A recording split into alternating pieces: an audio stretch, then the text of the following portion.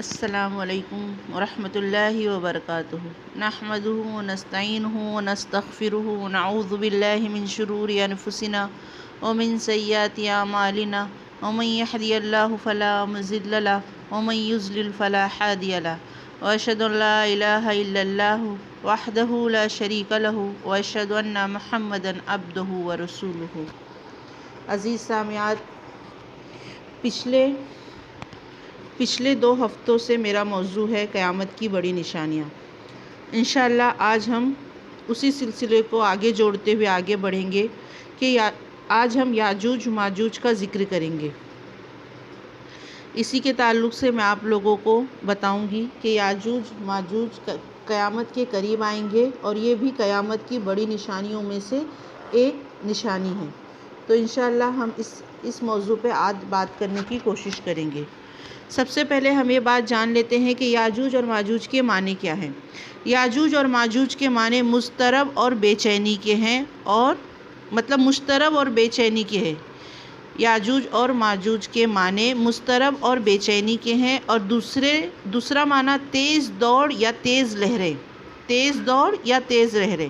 حضرت عبداللہ بن عمر رضی اللہ عنہ سے روایت ہے کہ رسول صلی اللہ علیہ وسلم بیان کرتے ہیں کہ یاجوج ماجوج حضرت آدم کی اولاد میں سے ہیں، اگرچہ کہ یہ لوگ آدمیوں کے درمیان بھیج دیے جائیں تو ان کی معیشت کو تباہ کر ڈالیں۔ اور ان کی صفات وہ کیسے ہوں گے، یاجوج اور ماجوج کیسے ہوں گے؟ حدیث میں بیان ہے کہ وہ لوگ اجمی ترکوں میں سے ہوں گے، اور ترکوں میں سے ہوں گے۔ وہ مغلوں سے مشابہ ہوں گے، چھوٹی چھوٹی آنکھوں والے، ان کی ناک چھوٹی اور ہموار ہوگی، برابر ہوگی۔ ناک چھوٹی ہوگی، ہموار برابر ہوگی۔ ان کے بالوں کا رنگ سرخ ہوگا، ان کے چہرے چوڑے ہوں گے۔ ان کی کیفیت یہ ہوگی کہ گویا وہ چمڑے منڈھی ہوئی ڈھالیں ہیں۔ ان کی شکل اور رنگ ترکوں سے ملتے جلتے ہوں گے۔ خروج یاجوج ماجوج کے دلائل۔ اب اس کے بارے میں دلیل کیسے کہ یاجوج ماجوج کب نکلیں گے، ان کے بارے میں کہ سورہ انبیاء میں اللہ تعالیٰ کا ارشاد ہے کہ یہاں تک کہ یاجوج اور ماجوج کھول دیے جائیں گے اور وہ ہر بلندی سے دوڑتے ہوئے آئیں گے، اور سچا وعدہ قریب آ لگے گا یا آئے گا۔ اس وقت کافروں کی آنکھیں پھٹی کی پھٹی رہ جائیں گی کہ ہائے افسوس، ہم اس حال سے غافل تھے، بلکہ فی الواقع ہم قصوروار تھے۔ یہ اللہ تعالیٰ کا ارشاد ہے سورہ انبیاء میں۔ اور اسی ذوالقرنین کے سیاق و سباق میں کہ اللہ تعالیٰ نے تفصیل سے اس واقعے کو سورہ کہف کی آیت نمبر 92 اور 97 میں بتایا ہے کہ ذوالقرنین جب بادشاہ تھا بہت بڑا، اس کے بارے میں ہے کہ ذوالقرنین کا گزر جب ایک بستی کے پاس سے ہوا تو وہاں کے لوگوں نے کہا کہ اے ذوالقرنین، یاجوج اور ماجوج اس ملک میں بڑے بھاری فسادی ہیں، آپ ہماری مدد کریں گے؟ آپ ہمارے اور ان کے بیچ ایک دیوار اٹھا دیں۔ تو ذوالقرنین نے کہا کہ میرے پروردگار نے جو دے رکھا ہے میں ضرور تم لوگوں کی مدد کروں گا، مجھے لوہے کی چادریں لا دو۔ پھر لوہے کی چادر ان دونوں پہاڑ کے درمیان لگا دی گئی، یعنی جو پہاڑی کے بیچ سے یاجوج ماجوج آتے تھے لوگوں کی بستیوں میں، اور ان کی فصلیں خراب کرتے تھے، ان کے مویشیوں کو ہکا کے لے کے چلے جاتے تھے، تو وہ 2 پہاڑوں کے بیچ میں وہاں کا جو بادشاہ رہتا ہے، تو ان سے لوگوں نے فریاد کی کہ اے ذوالقرنین، ہمیں یہ بہت پریشان کرتے ہیں، تو آپ ایسا کیجئے، ہم سے حفاظت کچھ ایسا کر دیجئے کہ یہ ہمارے بستی میں نہ آنے پائے۔ تو ذوالقرنین نے کہا کہ اللہ تعالیٰ نے جو بھی مجھے عطا کیا ہے میں اس سے تمہاری ضرور مدد کروں گا، ایسا کرو کہ مجھے لوہے کی چادریں لا دو۔ پھر لوہے کی چادر لوہے کا جیسا پترا وغیرہ رہتا ہے تو ویسے ہی لوہے کی چادر یہاں سے یہ پہاڑ سے وہ پہاڑ کے بیچ میں لگا دی گئی۔ پھر حکم دیا کہ آگ تیز جلاؤ تاکہ اس پر پگھلتا ہوا تانبا ڈال دوں۔ پھر ان لوگ اس پہ چڑھنے کی طاقت نہیں رکھ سکیں گے۔ ظاہر سی بات ہے، پگھلا ہوا تانبا اگر اس پہ چڑھ جائے گا تو اس پہ چڑھ نہیں پائیں گے پھسل جائیں گے۔ تو اسی کے تعلق سے کہا کہ پھر وہ لوگ اس پر چڑھنے کی طاقت نہیں رکھ سکیں گے اور نہ اس میں سوراخ کر سکیں گے۔ پھر ذوالقرنین نے کہا کہ مگر میرے رب کا وعدہ سچا ہے، جب اس کا حکم ہوگا تو یہ دیوار ختم ہو جائے گی۔ مطلب یہ دائمی دیوار نہیں ہے، جب تک اللہ نے چاہا تو یہ دیوار باقی رہے گی، اور اگر جس وقت اللہ چاہے گا تو یہ دیوار ختم ہو جائے گی۔ حدیث میں ابو ہریرہ سے روایت ہے کہ انہوں نے دیوار کے سلسلے میں نبی کریم صلی اللہ علیہ وسلم کے واسطے سے بیان فرمائی ہے۔ فرماتے ہیں کہ وہ روزانہ اسے کھودتے ہیں۔ کون؟ یاجوج اور ماجوج۔ کس کو کھودتے ہیں؟ وہ دیوار کو کھودتے ہیں جو بادشاہ نے بنوائی تھی نا لوگوں کی حفاظت کے لیے، وہ یاجوج ماجوج وہ دیوار روز کھودتے ہیں، یہاں تک کہ جب اس میں شغاف مطلب سوراخ ڈالنے کے قریب پہنچ جاتے ہیں تو ان کا سردار کہتا ہے کہ اب واپس چلو، کل تم لوگ اسے توڑ ڈالو گے۔ پھر بیان کرتے ہیں اللہ پہلے سے زیادہ سختی کے ساتھ اسے لوٹا دیتا ہے، یعنی ان لوگ کا جو ہیڈ رہتا ہے نا، جو ان لوگ کو کام پہ معمور کیا رہتا ہے کہ یہ دیوار ہم لوگوں کو کھودنا ہے، تو اس طریقے سے روز کھودتے کھودتے یہاں تک کہ دیوار پتلی ہو جاتی ہے کہ اب ایسا لگتا ہے کہ کام ختم ہونے والا ہے، تو سردار کہتا ہے کہ اب چلو واپس چلتے ہیں، کل آئیں گے ہم اسے اور اس کو یہیں سے شروع کریں گے اور یہ دیوار کھود ڈالیں گے۔ لیکن جب ان لوگ دوبارہ آتے ہیں تو کیا ہوتا ہے، وہ دیوار اور زیادہ پہلے سے موٹی ہو جاتی ہے، یہاں تک کہ جب وہ اپنی مدت کو پہنچ جائیں گے اور اللہ تعالیٰ انہیں لوگوں کے درمیان بھیجنے کا فیصلہ کرے گا تو جو شخص ان پر متعین ہے، یعنی وہی کمانڈر، وہ کہے گا کہ اب لوٹ جاؤ، کل انشاءاللہ تم لوگ اسے توڑ ڈالو گے، اور انشاءاللہ کہہ دے گا۔ بیان کرتے ہیں کہ چنانچہ جب وہ دوسرے دن لوٹیں گے تو وہ اسی حالت پر برقرار ملے گی، مطلب وہ دیوار اسی حالت پہ برقرار ملے گی جس حالت پر اسے چھوڑ کر گئے ہوں گے، لہٰذا وہ لوگ اسے توڑ ڈالیں گے اور لوگوں کے درمیان نکل پڑیں گے اور سارا پانی پی جائیں گے اور لوگ ان سے بھاگیں گے۔ پھر مسلمان حضرت عیسیٰ علیہ السلام سے التجا کریں گے کہ ان کی مطلب حضرت عیسیٰ علیہ السلام سے کہیں گے کہ اتنا ان لوگ فساد کر رہے ہیں تو ہماری مدد کیجیے۔ پھر اللہ تعالیٰ ان پر ایک کیڑا بھیج دے گا جو ان کی گردنوں پر اثر انداز ہوگا اور وہ تمام لوگ مر جائیں گے۔ پھر اللہ تعالیٰ عیسیٰ علیہ السلام کو ان کے ساتھیوں کو زمین پر اتارے گا اور ہر طرف بدبو پھیلی ہوئی ہوگی، لہٰذا عیسیٰ علیہ السلام دعا کریں گے، پھر اللہ تعالیٰ پرندوں کو بھیج دے گا اور یہ پرندوں ان کو اٹھا کر لے جائیں گے اور اللہ تعالیٰ جہاں چاہے گا پھینک دے گا اور پھر لوگوں کو ان سے راحت مل جائے گی۔ یعنی یہ جب دیوار توڑ کے باہر نکلیں گے یاجوج ماجوج اور ان کی جو قوم، کیونکہ ان کے نام کا کیا مطلب ہے؟ تیز، بے چینی، تیز رفتار، تو یہ اپنی رفتار کا فائدہ اٹھاتے ہوئے لوگوں میں تہس نہس کریں گے، برباد کریں گے اور لوگوں کو پریشان کر دیں گے۔ تو لوگ کیا کریں گے؟ عیسیٰ علیہ السلام کے پاس آئیں گے، کیونکہ اس وقت عیسیٰ علیہ السلام کی حکومت ہوگی نا، تو عیسیٰ علیہ السلام کے پاس آئیں گے اور کہیں گے کہ ایسا آپ ہماری مدد کیجئے۔ تو عیسیٰ علیہ السلام اللہ سے دعا کریں گے تو اللہ ان پر ایک کیڑا بھیجے گا، وہ کیڑا ان کی گردنوں پر اثر انداز ہوگا، یعنی ان کی گردنوں کو پکڑ لے گا اور وہ تمام کے تمام لوگ مر جائیں گے اور پھر ان سے بدبو پھیلے گی، اس تیز قسم کی، اس طریقے کی بدبو ہوگی کہ لوگ اسے برداشت نہیں کر پائیں گے۔ پھر اللہ تعالیٰ سے دعا کی جائے گی، اللہ تعالیٰ پھر پرندوں کو بھیجے گا اور ان کی لاشوں کو اٹھا کر وہ پرندے جہاں اللہ تعالیٰ کی مرضی ہوگی وہاں اسے چھوڑ دیں گے۔ اللہ سے دعا ہے کہ ہمیں ان کے فتنے اور شر سے محفوظ رکھے، آمین۔ اب یہ ہو گیا یاجوج ماجوج۔ اس کے بعد قیامت کے قریب کیا ہوگا؟ خسوفات ثلاثہ، یعنی 3 طرح کا زمین کا دھسنا۔ خسف یا خسف کے معنی ہے جب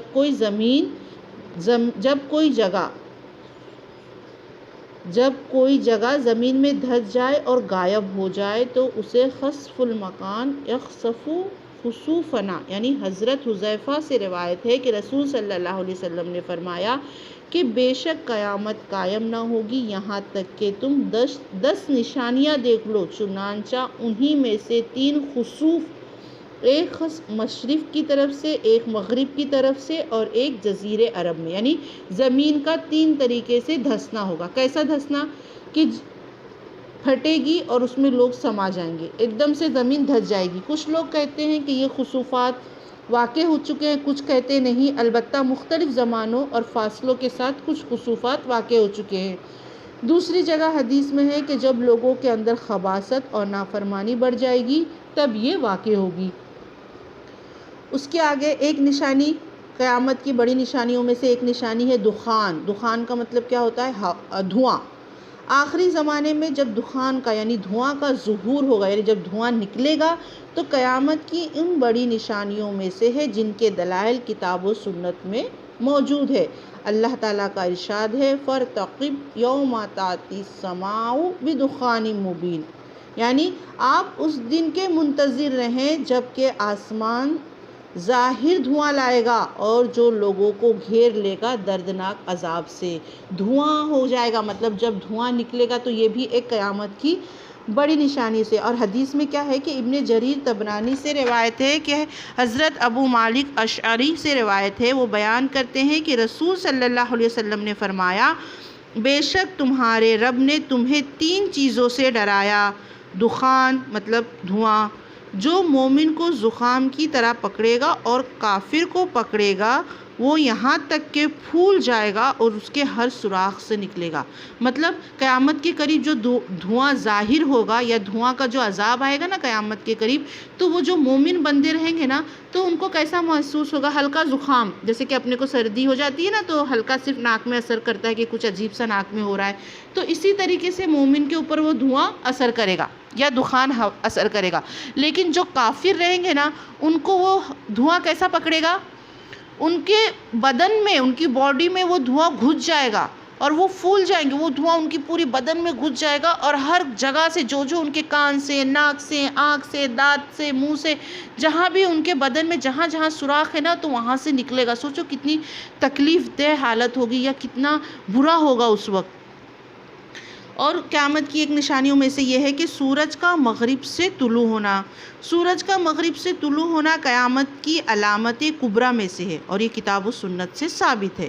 سورہ انعام میں اللہ تعالیٰ کا ارشاد ہے کہ جس روز آپ کے رب کی کوئی بڑی نشانی آ پہنچے گی، کسی ایسے شخص کا ایمان اس کے کام نہ آئے گا جو پہلے سے ایمان نہیں رکھتا یا اس نے اپنے ایمان میں کوئی نیک عمل نہ کیا ہو۔ جس کے مطلب کہ جب قیامت کی بڑی نشانیاں ظاہر ہوگی تو جو پہلے سے ایمان لانے والے لوگ تھے تو وہی صرف محفوظ رہیں گے۔ اس کے بعد اگر جو کوئی نشانیاں دیکھ کر ایمان لائے تو پھر ان کا کوئی ایمان فائدہ نہیں دے گا۔ کہ اللہ تعالیٰ نے ہم کو جتنی بھی قرآن میں نشانیاں قیامت کے بارے میں، جنت کے بارے میں، جہنم کے بارے میں ڈرایا، عذاب سے خوشخبری دی، تو یہ اس لیے دی کہ تم اس کو ابھی نہیں دیکھے ہو تو تم ایمان لاؤ۔ اگر تم مومن ہو، مجھ پر یقین رکھتے ہو تو دیکھنے کے بعد تو ہر کوئی ایمان لاتا ہے نا، تو دیکھنے کے بعد کیا فائدہ؟ بغیر دیکھے رب پہ ایمان لانا تو وہ تقویٰ کی نشانی ہے، بغیر دیکھے رب کو رب ماننا وہ تقویٰ کی نشانی ہے۔ جب نشانیاں ظاہر ہو جائے اس کے بعد ایمان لاؤ تو یہ کون سی بڑی بات ہے؟ تو وہ اس وقت جب نشانیاں ظاہر ہوں گی، تو جس وقت نشانیاں ظاہر ہوں گی تو جو ایمان نہیں لائے گا تو ان کا کوئی ایمان فائدہ نہیں دے گا۔ صرف کس کا فائدہ دے گا؟ جو پہلے سے ایمان لا چکے ہوں، کیونکہ کتاب اللہ کو اللہ تعالیٰ نے بھیجا تو اس میں واضح طور پہ ہر چیزوں کا مفصل کھول کھول کر اپنی آیتیں بیان کی کہ نیک عمل کرو گے تم کو جنت ملے گی، برا عمل کرو گے تم کو جہنم ملے گا، ان راستوں پہ چلو گے تو جہنم میں جاؤ گے اور ان راستوں پہ چلو گے تو جنت میں جاؤ گے۔ اللہ تعالیٰ نے بندوں اور جنت یا آخرت میں ایسا ٹرائنگل بنا کے اللہ نے بھیجا ہے۔ کیسا؟ ہم مطلب بندے، اور ایک جنت اور ایک جہنم، جنت جہنم عقیدہ۔ اللہ تعالیٰ نے ایسا ٹرائنگل بنا کے بھیجا ہے کہ اگر تم ہو اور جنت اور جہنم کے بیچ میں تمہارا عقیدہ یا ایمان لانا ہے، تمہاری مرضی۔ میں نے تو تم کو دونوں باتیں بتا دی کہ ان راستوں پہ چلو، ان راستوں پہ چلو۔ اللہ تعالیٰ نے اچھی چیزیں بھی بیان کی اور بری چیزیں بھی بیان کی۔ اب وہ ہم کو طے کرنا ہے کہ ہمارے لیے کیا بہتر ہو سکتا ہے۔ اسی لیے اللہ تعالیٰ نے بار بار قیامتوں کا ذکر کیا، قیامت کی نشانیوں کا، چھوٹی نشانی، بڑی نشانی، ہر چیز کا ذکر کیا کہ ابھی بھی وقت ہے، ایمان لے آؤ، کیونکہ یہ والا ایمان لانا تم کو فائدہ دے گا بنسبت اس وقت کے جب قیامت نشانیاں ظاہر ہوں گی تو پھر کیا فائدہ۔ صحیح بخاری میں اس کی روایت ہے، صحیح مسلم سے روایت ہے کہ ابو ذر رضی اللہ عنہ سے روایت ہے کہ نبی کریم صلی اللہ علیہ وسلم نے ایک دن فرمایا، کیا تم لوگ جانتے ہو کہ یہ سورج کہاں جاتا ہے؟ لوگوں نے کہا اللہ اور اس کے رسول صلی اللہ علیہ وسلم زیادہ بہتر جانتے ہیں۔ آپ صلی اللہ علیہ وسلم نے فرمایا یہ چلتا رہتا ہے، مطلب سورج جو ہے یہ چلتا رہتا ہے یہاں تک کہ عرش کے نیچے اپنے مستقر یعنی ٹھکانے پر جا پہنچتا ہے، پھر سجدے میں گر جاتا ہے اور اسی حالت میں رہتا ہے یہاں تک کہ اسے کہا جاتا ہے کہ اٹھ جا اور وہیں لوٹ جا جہاں سے تو آیا ہے، لہٰذا وہ وہیں لوٹ جاتا ہے اور اپنے مطلع سے طلوع ہوتا ہے، مطلب جہاں سے اس کو طلوع ہونا رہتا ہے نا روز، وہاں سے وہ طلوع ہوتا ہے، پھر چلتا رہتا ہے۔ لوگ اس کی اس حرکت کو اجنبی نہیں سمجھتے، یعنی یہ تو روز کا معمول ہے، یہاں تک کہ عرش کے نیچے اپنے ٹھکانے پر جا پہنچے گا اور اس سے کہا جائے گا کہ اپنے غروب ہونے کی جگہ سے طلوع ہو، چنانچہ وہ اپنے غروب ہونے کی جگہ سے طلوع ہوگا۔ پھر رسول صلی اللہ علیہ وسلم نے فرمایا کیا تم جانتے ہو کہ ایسا کب ہوگا؟ ایسا اس وقت ہوگا جب کہ کسی ایسی شخصیت کو اس کا ایمان فائدہ نہ دے گا جو اس سے قبل یا اس سے پہلے ایمان میں کسی خیر کا اکتساب نہ کیا ہو، یعنی کہ یہ قیامت کے قریب ہوگا۔ نارمل سی بات ہے، یہ تو ہمارے روز زندگی کا مشاہدہ ہے کہ سورج نکلتا ہے اپنے وقت مقررہ پر اور ڈوبتا ہے اپنے وقت مقررہ پر، ہم اتنا اس چیز کے عادی ہو چکے ہیں کہ ہم اس کو ذرا دھیان نہیں دیتے، لیکن اس کو بھی اللہ تعالیٰ نے ایک گردش یا ایک محور رکھا ہوا ہے کہ وہ نکلتا ہے پھر جاتا ہے عرش کے نیچے سجدہ کرتا ہے اللہ کا اور اللہ کے حکم کا انتظار کرتا ہے، لیکن اسے کیا حکم ہوتا ہے؟ اٹھ جا اور وہیں سے طلوع ہو، یہ روز کا معمول ہے۔ دیکھو یہ کتنا سسٹم ہے اللہ کا، وہیں سے طلوع ہو جہاں سے تو روز نکلتا ہے، ابھی تیرا وقت نہیں ہوا، لیکن جب قیامت قائم ہوگی یا قیامت کا وقت ہوگا تو سورج کو کیا حکم ہوگا کہ تو وہاں سے نکل جہاں تو ڈوبتا ہے، تو جہاں سے سورج جیسے کہ ایک دن ڈوبا سورج اور دوسرے دن وہیں سے نکلا، تو ظاہر سی بات ہے کہ یہ تو کایا پلٹ والی بات ہو گئی نا۔ تو اس وقت سے ڈرنا ہے، اس وقت کے لیے اللہ تعالیٰ یہ سب باتیں بتا رہا ہے کہ پھر اس وقت کسی کا ایمان کسی کو فائدہ نہیں دے گا۔ قیامت کی ایک بڑی نشانیوں میں سے کیا ہے؟ دابہ، چوپایا۔ آخری زمانے میں قیامت کے نزدیک دابۃ الارض کا ظہور کتاب و سنت سے ثابت ہے۔ سورہ نحل آیت نمبر 82 میں اللہ تعالیٰ کا ارشاد ہے، اس کا ترجمہ کیا ہے کہ جب ان کے اوپر عذاب کا وعدہ سچا ثابت ہو جائے گا، ہم زمین سے سچا نہیں ہے، جب ان کے اوپر عذاب کا وعدہ ثابت ہو جائے گا ہم زمین سے ان کے لیے ایک جانور نکالیں گے جو ان سے باتیں کرتا ہوگا کہ لوگ ہماری آیتوں پر یقین نہیں کرتے۔ یہ اس وقت ہوگا جب لوگوں کے اندر فساد ہوگا، لوگ اللہ تعالیٰ کے احکام کو بھول جائیں گے اور دین حق کو تبدیل کر ڈالیں گے، تو اس وقت اللہ تعالیٰ زمین سے چوپایا نکالے گا جو ان سے ان امور کے سلسلے میں گفتگو کرے گا، یعنی ایسا چوپایا جو قوت گویائی یعنی سنتا بھی ہوگا، سمجھتا بھی ہوگا اور بولتا بھی، اس کو قوت گویائی بولتے ہیں، جو قوت گویائی یعنی سنتا اور سمجھتا ہو اور اس کے پاس عقل ہوگی۔ اللہ تعالیٰ لوگوں کو یہ بتانا چاہتا ہے کہ یہ چیزیں اللہ کی طرف سے نشانی ہوگی۔ ہاں، امام ترمذی نے حضرت ابو ہریرہ رضی اللہ عنہ سے روایت کیا ہے کہ نبی کریم صلی اللہ علیہ وسلم نے فرمایا چوپایا نکلے گا اور اس کے پاس موسیٰ علیہ السلام کا عصا ہوگا اور حضرت سلیمان علیہ السلام کی انگوٹھی ہوگی، چنانچہ وہ کافر کو نشان زد کرے گا، یعنی اس پہ نشان لگائے گا۔ حدیث میں ہے کہ وہ کافر کی ناک پر انگوٹھی سے نشان لگائے گا اور مومن کے چہرے کو عصا سے چمکائے گا، یہاں تک کہ جب لوگ اپنے دسترخوان کے گرد جمع ہوں گے تو یہ کہے گا اے مومن اور یہ کہے گا اے کافر، یعنی یہ اللہ تعالیٰ کی ایک نشانی میں سے ہوگی کہ زمین سے اللہ تعالیٰ ایک چوپایا نکالے گا اور وہ سنتا بھی ہوگا، بولتا بھی ہوگا، عقل بھی رکھتا ہوگا اور وہ ان امور کے بارے میں باتیں کرے گا کہ مطلب تم لوگ اللہ کی آیتوں کو کیوں نہیں سمجھتے ہو۔ اس کے پاس انگوٹھی ہوگی اور عصا ہوگا، انگوٹھی کے ذریعے وہ کیا کرے گا کہ وہ جو کافر ہوگا اس پہ نشان لگا کے واضح کرے گا کہ یہ کافر ہے۔ اللہ تعالیٰ نے تو ابھی سب کے پردے رکھے ہوئے ہیں نا، ہم کو نہیں پتا کہ کسی کے دل میں کیا ہے، کون کتنا ایمان والا ہے، لیکن قیامت کے قریب وہ چوپائے کے ذریعے اللہ تعالیٰ نشان لگائے گا، اور یہاں تک کہ جب سب دسترخوان ایک ہی جگہ سب جمع ہوں گے تو آج بھی ہم سب ایک ہی ساتھ رہتے، لیکن ہم کو نہیں پتا کہ میں کیسی ہوں، آپ کیسے ہیں، سامنے والا کیسا ہے، لیکن اس وقت وہ سب کو بتائے گا کہ اے مومن اے کافر، وہ سب کی راز ظاہر کرے گا۔ دابے کا خروج، یعنی خروج کہاں سے ہوگا، یہ کہاں سے نکلے گا کہ وہ مکہ مکرمہ کے سب سے عظیم مسجد سے نکلے گا۔ یکا ایک زمین چلتی ہوئی محسوس ہونے لگے گی اور لوگ اسی کیفیت میں ہوں گے کہ اس میں شغاف پڑ جائے گا۔ اس کے خروج 3 مرتبہ ہوگا۔ ایک مرتبہ وہ محض صحراؤں میں نکلے گا، پھر پوشیدہ ہو جائے گا۔ دوسری مرتبہ کچھ دیہاتوں میں نکلے گا، اور تیسری مرتبہ مکہ مسجد الحرام میں اس کا ظہور ہوگا۔ دابہ کا کام یہ 3 دفعہ ہوگا۔ جب یہ عظیم دابہ نکلے گا تو مومن اور کافر کو نشان لگائے گا۔ مومن کی یہ حالت ہوگی کہ اس کا چہرہ روشن ہو کر جب یہ عظیم دابہ نکلے گا تو مومن اور کافر کو نشان لگائے گا۔ مومن کی یہ حالت ہوگی کہ اس کا چہرہ روشن ہو کر چمکنے لگے گا، جو اس کے ایمان کی علامت ہوگی، اور کافر کی ناک نشان زدہ ہوگی، یعنی اس پہ نشان لگا دے گا، جو اس کے کفر کی علامت ہوگی۔ یہ چوپائے کا کام ہوگا۔ دوسری کہ وہ آگ جو لوگوں کو جمع کرے گی۔ قیامت کی نشانیوں میں سے ایک بڑی نشانی آگ کا نکلنا ہے۔ حضرت حذیفہ سے مروی ہے کہ وہ ایک آگ ہوگی جو عدن سے نکلے گی اور لوگوں کو کوچ کرائے گی۔ اس کے حشر یا جمع کرنے کی کیفیت کہ جب یہ عظیم آگ یمن سے ظاہر ہوگی تو تمام زمین پر پھیل جائے گی اور لوگوں کو ارض محشر کی جانب ہانکے گی، اور جو لوگ جمع ہوں گے ان کی 3 جماعتیں ہوں گی۔ مطلب ایک آگ نکلے گی یمن سے اور وہ لوگوں کو جمع کرے گی، مطلب ظاہر سی بات ہے وہ جب ایک طرف سے آئے گی تو لوگ ایک ہی طرف دھیرے دھیرے کر کے جمع ہوں گے کہ ہم کو آگ کھانا لینا۔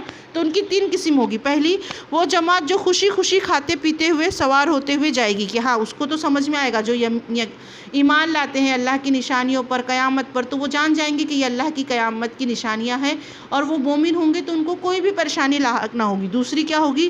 وہ جماعت جس کے افراد کبھی پیدل چلیں گے، کبھی سوار ہو کر چلیں گے، اور وہ ایک ہی اونٹ پر باری باری چڑھیں گے، جیسا کہ حدیث میں ہے کہ 2 ایک اونٹ پر، 3 ایک اونٹ پر، یہاں تک کہ 10 آدمی ایک اونٹ پر باری باری سوار ہوں گے، اس لیے کہ ان دونوں سواری کی قلت ہوگی۔ سوہم مطلب تیسری قسم، آگ انہیں اس طرح پیچھا جمع کرے گی کہ پیچھے سے انہیں گھیر لے گی اور ہر جانب سے انہیں محشر کی جانب ہانکے گی، اور جو شخص پیچھے رہ جائے گا آگ انہیں کھا جائے گی۔ اس بارے میں صحیح بخاری کی حدیث ہے کہ حضرت ابو ہریرہ سے مروی ہے کہ رسول صلی اللہ علیہ وسلم نے فرمایا کہ 3 لوگوں کو 3 طرح سے جمع کیا جائے گا: خوشی خوشی جانے والے، اور 1-2 اونٹ پر، یا 3 ایک اونٹ پر، یا 4 ایک اونٹ پر، یا 10 ایک اونٹ پر۔ باقی لوگ کو آگ جمع کرے گی، ان کے ساتھ قیلولہ کرے گی اور انہی کے ساتھ رات گزارے گی جہاں وہ رات گزاریں گے، اور انہی کے ساتھ صبح کرے گی جہاں وہ صبح کریں گے، اور انہی کے ساتھ شام کرے گی جہاں وہ شام کریں گے۔ ظاہر سی بات ہے نا، رات و دن تو ایک ساتھ چل نہیں سکتا بندہ، تو وہ آگ ایسی ہوگی کہ وہ لوگوں کے ساتھ لوگوں کے ساتھ چلے گی۔ جہاں رات کا ٹائم ہو گیا تو جہاں لوگوں نے پڑاؤ کیا وہاں وہ بھی رک جائے گی اور آگ جلتی ہوئی ہوگی۔ ہم اس کو امیجن بھی نہیں کر سکتے کہ وہ کس قدر پرخطر یا خطرناک ماحول ہوگا۔ ارض محشر، آخری زمانے میں لوگ شام کی طرف جمع کیے جائیں گے اور یہی زمین محشر ہوگی، جیسا کہ صحیح حدیث سے پتہ چلتا ہے کہ ابن ابی کبیر فرماتے ہیں کہ اپنے ہاتھ سے شام کی جانب اشارہ کیا، فرمایا اسی حالت میں تمہیں جمع کیا جائے گا۔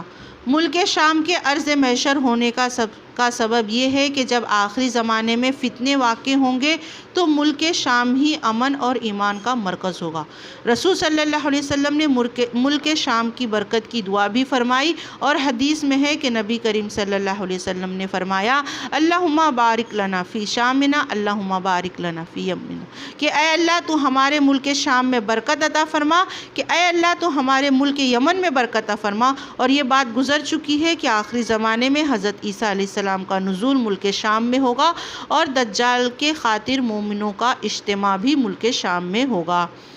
یہ حشر دنیا میں ہوگا۔ احادیث میں مذکور ہے، حشر مطلب سب کہتے ہیں نا محشر کا میدان یا حشر کا میدان، تو یہ حشر کہاں ہوگا؟ یہ حشر دنیا میں ہوگا۔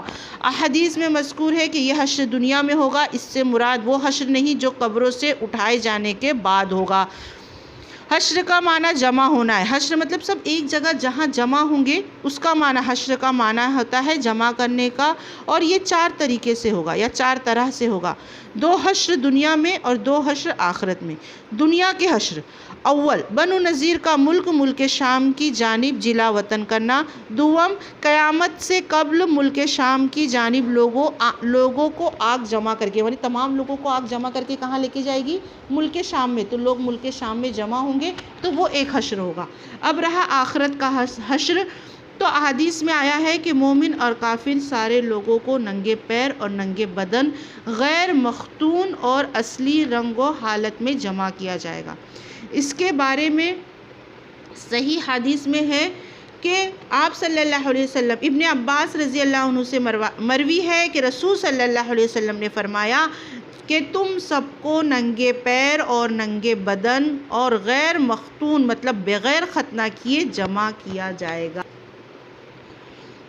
جیسا کہ ہم نے اول دفعہ پیدائش کی تھی اسی طرح دوبارہ کریں گے۔ یہ اللہ تعالیٰ کا ارشاد ہے کہ جیسا کہ ہم نے اول مطلب پہلی دفعہ جب اللہ تعالیٰ ہم کو دنیا میں لے کے آیا تھا نا، بغیر ختنہ اور بغیر ننگے بدن اور ننگے پیر، تو اسی طرح ہم کو محشر میں جمع کیا جائے گا۔ اور قیامت کے دن سب سے پہلے جسے کپڑا دیا جائے گا وہ ابراہیم علیہ السلام ہوں گے۔ اللہ تعالیٰ ہمیں قیامت کے دن ثابت قدم رکھے اور ثابت ایمان رکھے، آمین۔ وآخر دعوانا الحمدللہ رب العالمین۔ السلام علیکم ورحمۃ اللہ وبرکاتہ۔